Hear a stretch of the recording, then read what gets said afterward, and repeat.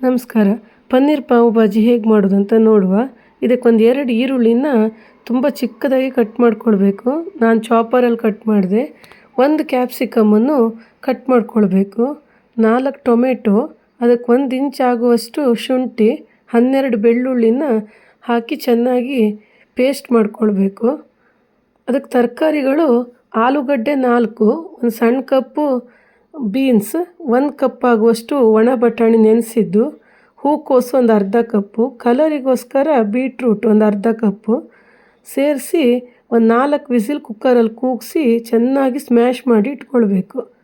ಬಾಣಲೆಗೆ ಒಂದು ದೊಡ್ಡ ಚಮಚ ಬೆಣ್ಣೆ ಹಾಕಿ ಆಮೇಲೆ ಒಂದು ಚೂರೇ ಎಣ್ಣೆ ಸೇರಿಸ್ಕೊಳ್ಬೇಕು, ಇಲ್ಲಾಂದರೆ ಬೆಣ್ಣೆ ಕರಟುತ್ತೆ. ಒಂದು ಜೀರಿಗೆ ಒಗ್ಗರಣೆ ಹಾಕಿ ಈರುಳ್ಳಿನ ಫುಲ್ ಕೆಂಪಾಗೋವರೆಗೆ ಹುರ್ಕೊಂಡು ನಂತರ ಕ್ಯಾಪ್ಸಿಕಮನ್ನು ಹಾಕಬೇಕು.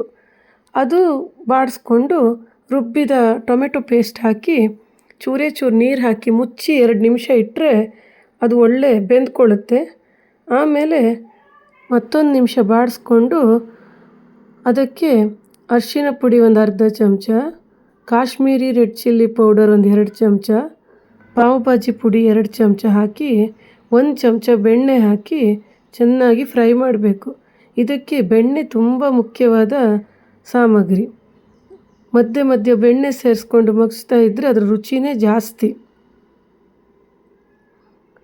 ಅದು ಸೈಡೆಲ್ಲ ಎಣ್ಣೆ ಬಿಟ್ಕೊಳ್ಳೋವರೆಗೆ ಒಂದು 2-3 ನಿಮಿಷ ಬಾಡಿಸ್ಕೊಳ್ಬೇಕು.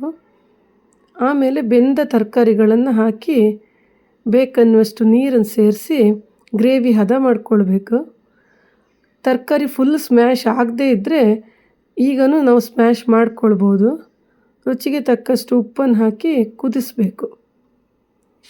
ತುಂಬ ರುಚಿಕರವಾದ ಈ ಪಾವ್ ಭಾಜಿನ ಬ್ರೆಡ್ ಅಥವಾ ಚಪಾತಿ ಜೊತೆಗೂ ತಿನ್ಬೋದು. ಮಧ್ಯಾಹ್ನ ಬುತ್ತಿಗೂ ತೊಗೊಂಡು ಹೋಗ್ಬೋದು. ಸಂಜೆ ತಿನ್ನಲಿಕ್ಕೂ ತುಂಬ ಚೆನ್ನಾಗಿರುತ್ತೆ. ತರಕಾರಿ ತಿನ್ನೋದಿದ್ದ ಮಕ್ಕಳಿಗೆಲ್ಲ ಈ ರೀತಿ ಮಾಡಿ ತಿನ್ನಿಸ್ಬೋದು. ಈ ರೀತಿ ಕುದಿಯು ಶುರುವಾದ್ರ ಮೇಲೆ ಕೊತ್ತಂಬರಿ ಸೊಪ್ಪಿನಿಂದ ಅಲಂಕರಿಸಿ ಲಿಂಬೆ ರಸ ಹಾಕಬೇಕು. ಈಗ ನಾರ್ಮಲ್ ಪಾವ್ ಭಾಜಿ ರೆಡಿ ಆಯಿತು. ಸ್ಪೆಷಲ್ ಮಾಡುವ ಅಂತ ಇದಕ್ಕೆ ಒಂದು 200 ಗ್ರಾಮ್ ಆಗುವಷ್ಟು ಪನ್ನೀರನ್ನು ಸಣ್ಣದಾಗಿ ಕಟ್ ಮಾಡಿ ತುಪ್ಪದಲ್ಲಿ 2 ಕಡೆ ಕಾಯಿಸಿ ಪಾವ್ ಭಾಜಿಗೆ ಸೇರಿಸಿದೆ. ಪನ್ನೀರ್ ಪಾವ್ ಭಾಜಿ ರೆಡಿ ಆಯಿತು. ತಿನ್ನಲಿಕ್ಕೆ ಪಾವನ್ನು ರೆಡಿ ಮಾಡ್ಕೊಳ್ಳುವ. ಬೆಣ್ಣೆ ಹಚ್ಚಿ 4 ಸೈಡ್ ರೋಸ್ಟ್ ಮಾಡಿದರೆ ಆಯಿತು. ಮಾಡ್ಕೊಂಡು ತಿಂದು ಹೇಗಾಯ್ತಂತ ಖಂಡಿತ ಕಮೆಂಟ್ ಮಾಡಿ. Thank you.